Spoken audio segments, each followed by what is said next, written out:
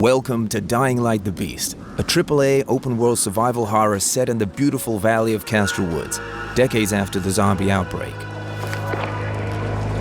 Kyle, E&F is an old chemical factory south of the city. The Baron's men operate out of there. Tell me I'm gonna find the bear in there. No guarantees. But it's no coincidence they're active in the area. Dying Light is a game of smart survival, so it's not always good to fight. When you see a large group of biters, it's better to use a decoy to distract them. Bro, the new Dying Light 2 gameplay? It actually looks amazing. Like, finally, this feels like the game we were promised. In this early game mission, we follow a lead to an abandoned factory used by the Baron to experiment on chimeras, his terrifying zombie mutations. Since chimeras are crucial for Kyle's progression, he decides to investigate with the help of Olivia, a character he met during his escape from the Baron's lab. Dude, the parkour's looking seriously awesome this time. But yeah, it's still too soon to say anything for sure. Gotta wait and see how it actually feels to play. Oh, The fuck. fast-moving virals still exhibit human traits. Don't be fooled. This makes them even more dangerous.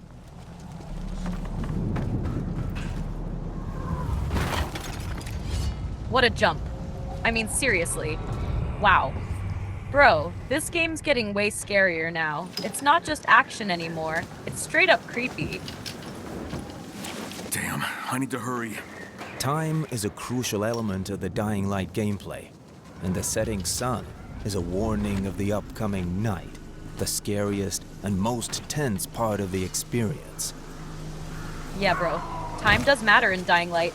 But honestly, the real fun starts at night. Everything feels more intense in the dark. Abandoned buildings like this one can be dangerous, but they're also a good source of crafting parts and other loot. That actually scared the hell out of me, man. This game doesn't hold back at all. To survive, you need to constantly observe the environment. Search every nook and cranny for hidden stashes or abandoned weapons. These are the tracks that will lead us to the factory. Let's follow them. Okay, so yeah, there's definitely gonna be some grinding. That's fine. Honestly, the parkour feels pretty solid right now, so no complaints there. Everything else still needs time, but so far, not bad at all.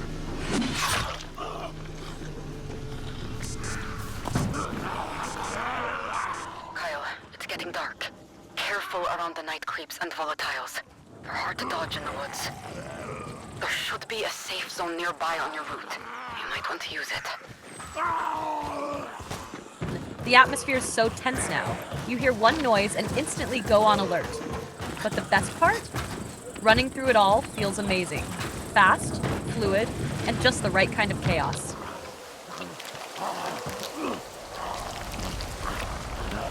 Dying Light is known for its thrilling night experience, and the Beast truly cranks it up. At night, it low-key feels like RE7. That same non-stop fear, like something's always chasing you. You just run and hope it doesn't catch up. But there's more to the night than just the visuals. It offers a completely different gameplay experience. Now, we need to switch to a more careful, stealthy approach, while keeping an eye out for volatiles, our iconic apex predators, the kings of the night. Nighttime in Dying Light, Beast is definitely a shift. You slow down, stay alert, move more carefully. And yeah, at first it's tense as hell. But after a few nights, you start to notice patterns. The fear fades just a bit because it gets predictable.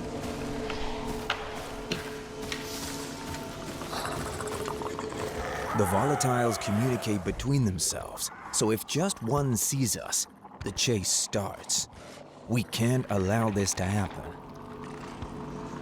Volatiles are still a threat, but once you know how to avoid them, that edge starts to dull. I just wish the game pushed harder.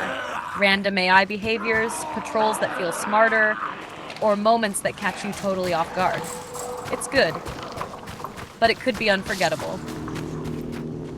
In moments like this, we can use our survivor sense to locate the volatiles around us. In moments like this, yeah, we've got the survivor sense to track volatiles. And don't get me wrong, it's useful. But honestly, that's where some of the tension starts to die. You always know what's coming. I saw a bunch of people online saying the same thing. That night, gameplay would hit way harder if the sense wasn't so reliable. Like, give it a cooldown, make it glitchy near danger, or limit it somehow. Right now, it's more of a radar than a survival tool. And when you're supposed to feel hunted, that predictability kills the fear. Hiding in tall grass offers some protection, but it's not enough to trick the volatile's senses. We'd better move. Okay, so let's talk about hiding in tall grass. Because yeah, it's there, and yeah, it works, but it also feels a little too gamey, you know? Like I'm crouched in this bush with a glowing weapon on my back, two volatiles walk right past me, and I'm invisible because... The safe zone is there, but the way is blocked by the volatiles. Let's distract them with firecrackers and make a run for it. Tall grass logic. And I get it, it's a mechanic. But when the rest of the game's aiming for tension and immersion, stuff like this kind of pulls you out. I feel like if they added more dynamic detection, maybe scent, sound, or movement-based alerts, it'd feel way more real and way scarier. Better approach. Olivia, the Baron's guards Let's start are with the here. heart of Dying Light, the Main parkour. entrance is a no-go. Honestly, We'll have to this find feels like the another way best in. traversal system the series has ever had. Fans online have been hyping it. One Reddit poster said, "Parkour is more satisfying than ever. Sight turn search 5." And I couldn't agree more. The wall runs, vaults, and grapple to glider moves now flow together so naturally you barely think about the controls. You're just in the moment. Yes, there's a learning curve. Land it wrong and you'll eat it, but that's part of the rush. However, Climb I've spotted a everything few and go complaints anywhere too. was always a Some motto users of the feel it gets a bit floaty In or Dying Light the inconsistent Beast, depending on frame parkour is timing. used not only for traversal, I get that. but also Still, to solve for me, the environmental moment-to-moment puzzles movement like feels this one. awesome. Way more than it did at launch. This isn't the occasional glitchy parkour from the past. It's a solid, tight system that finally matches the scale of this city. So let's talk about the night. Because in Dying Light, nighttime has always been the game's signature feature. And in Beast, it feels like they've tried to double down on that. The lights go out, the city shifts, and yeah, it gets intense. is a proper You've got open-world volatiles game, patrolling like so it's apex full of predators, dynamic emerging UVs, moments safe like zones this. lighting the streets, and Here, that a feeling group of of danger raiders is creeping in pillaging every some time good you leave a loot. rooftop. Let's see if they found something A lot of people interesting. online are saying the same thing. The night feels better now, more alive, more threatening. But here's the honest part. It's not perfect. And this is where some of the critique kicks in. For the first few nights, it's genuinely scary. You're sneaking, running, hiding, all while being hunted. But once you learn how the AI behaves, things get predictable. The volatiles don't adapt much. They chase hard, sure, but they don't think. You can bait them, outsmart them, and they fall for the same tricks over and over again. And when you're playing a survival horror game, that predictability is the enemy of fear.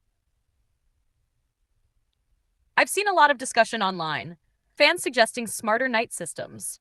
Stuff like randomized patrols, infected that react to your flashlight or your breathing, or even events that happen only at night to keep things fresh. That would add real chaos, real unpredictability. Because right now, the system works. It just doesn't evolve. My personal take? The horror aesthetic is top-notch. Flickering lights, distant growls, that music that ramps up when you're spotted, all of that is excellent. But gameplay-wise, the night could still be so much more. Give me tension that builds, enemies that hunt you based on your noise or scent, maybe even a few scripted ambushes where you don't feel safe anywhere. Then we're talking real fear. Right now, it's a great system, but it hasn't fully realized its potential. So here's the thing. Dying Light Beast looks and feels like a polished expansion. The parkour? The best it's ever been. The nighttime horror? Deeper and more cinematic. The world? Rich with verticality, secrets, and ambience. But with all of that said, is it really worth $70 or even $80? That's the big question I've seen across Reddit, Discord, and YouTube comment sections. People are hyped, don't get me wrong, but they're also skeptical. Because from the outside, it looks like a major update or a big DLC, not a Good. completely new game. And honestly, that's a fair reaction. Techland hasn't been super clear yet. Is this a standalone sequel, a full-length expansion, or something in between? We've seen games with less content cost more, sure. But players are smarter now. They want value, especially when games are creeping toward $80 with deluxe editions and early access bundles. Now, if the campaign is long, like 20 plus hours of story with real replayability and a whole new city to explore, then yeah, maybe it earns that price tag. But if it's just a visually improved chunk of new missions with some extra parkour and monsters, $80 starts to feel steep. A lot of people online have said they'd pay $40 to $50 without question. Anything more? You're entering the prove it zone. My take? I love this world. I love the movement. I even love getting wrecked by volatiles at 2 a.m. But for $80, this has to feel like a true leap, not just a content drop. It has to justify that price with depth, replayability, and real evolution. Right now, it's looking promising. But promising and worth it aren't always the same thing.